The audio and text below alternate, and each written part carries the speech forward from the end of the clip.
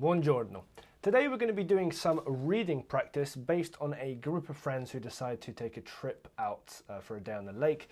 Now, if you're going on any trips in Italy or you're planning any holidays, I think this will be a useful one for you just to get some vocab. So let's go through. We're going to, I'm going to read out the whole extract for you first. Here it is. Don't panic, it's a lot of text. I'm going to read out the whole thing and then I'm going to break it down sentence by sentence, one slide per sentence. And we're just going to talk about some vocab. So, let's have a go.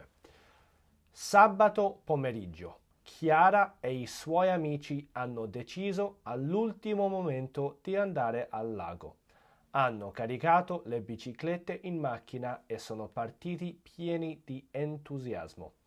Quando sono arrivati, il sole brillava sull'acqua calma e alcune barche a vela scivolavano lente all'orizzonte. Dopo un giro in bicicletta lungo il sentiero panoramico, hanno fatto un picnic sull'erba con panini, frutta e una torta preparata da Chiara. Più tardi qualcuno ha fatto il bagno mentre altri leggevano un libro all'ombra degli alberi. È stata una giornata semplice ma indimenticabile, fatta di risate e piccole avventure. Okay, there we go. So let's now move on to sentence by sentence.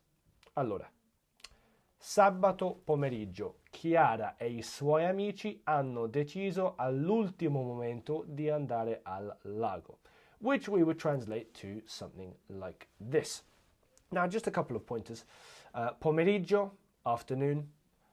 Hanno deciso is they decided. And if you're new to the passato prossimo, good luck. Unfortunately, there are many irregular verbs in the past tense. So we say deciso is the past tense of the verb decidere rather than deciduto. Okay. L'ultimo momento, I see this one is a very common mistake. It means at the last moment, not like the ultimate moment. It's not like the best part of their day was this. L'ultimo momento is at the last moment. Ok, hanno caricato le biciclette in macchina e sono partiti pieni di entusiasmo, which would translate to something like this. Caricare is what you use to kind of load. We actually use this for charging your phone. If you say devo caricare il telefono, I need to charge my phone, but we can also use it to mean loading things into a vehicle, a whatever. Le biciclette is the bikes, okay, sometimes shortened to le bici.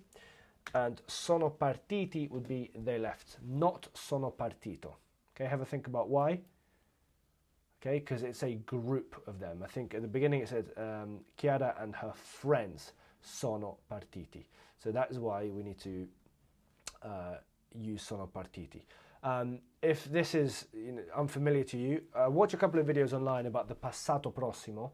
Verbs that take essere, for example here, sono partiti, have to do agreement. So they have to agree with the number and gender of people who are going.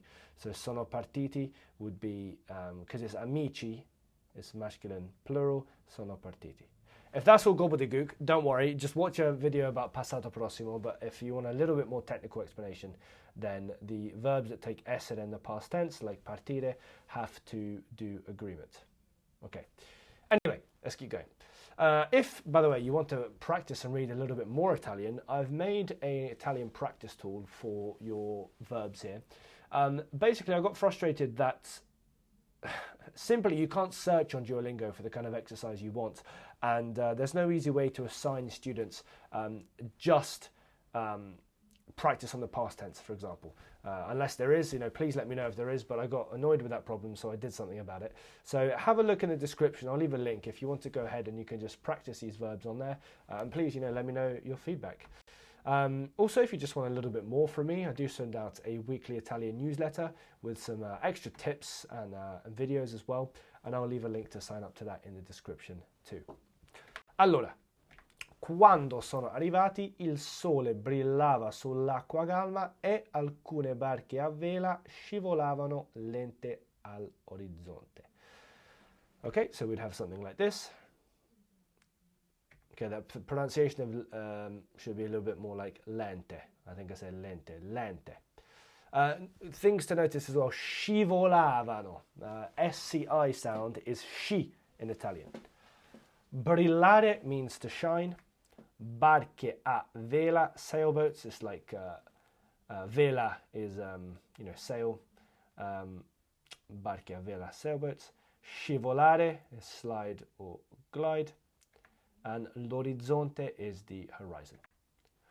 Dopo un giro in bicicletta lungo il sentiero panoramico, hanno fatto un picnic sull'erba con panini, frutta e una torta preparata da Chiara. Okay? Un giro, here is used to mean a ride. Sometimes it's used to mean like a lap or like a tour maybe. If I said to you like, facciamo un giro in centro, it's like, let's just go around, let's go around the town. But un giro in bicicletta is like a, here it's a ride, but it's like a, I don't know how to explain it, un giro. It's like, going in a circle. Let's just go for a bike ride. Let's go around on the bike. So un giro in centro.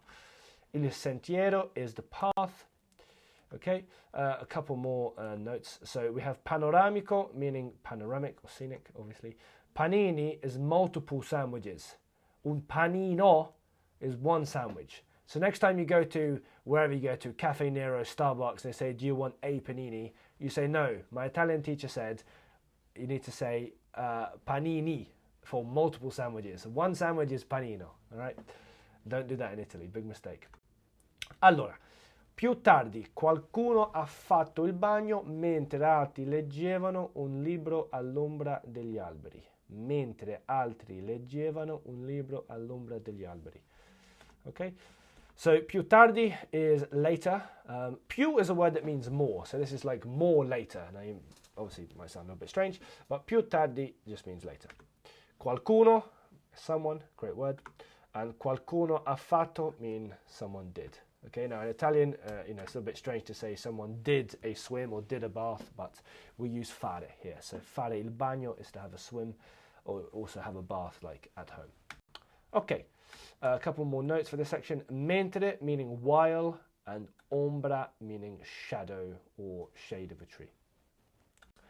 Ok, è stata una giornata semplice ma indimenticabile, fatta di risate e piccole avventure. All right, let's go for it. Indimenticabile. Indimenticabile. Break it up into a lot of different parts. But indimenticabile, unforgettable. The verb is dimenticare. This is an adjective, but we have a verb dimenticare, means to forget. Risate, meaning laughs. And there we go. Okay, let's have a. I won't read the whole thing out, but if you want to pause the video, have a read. Try and read it out loud. I'd suggest you to try and do that. And yeah, hope you got some useful vocab from this video. I'm going to link a video here that I think you will enjoy watching next. And happy Italian practice.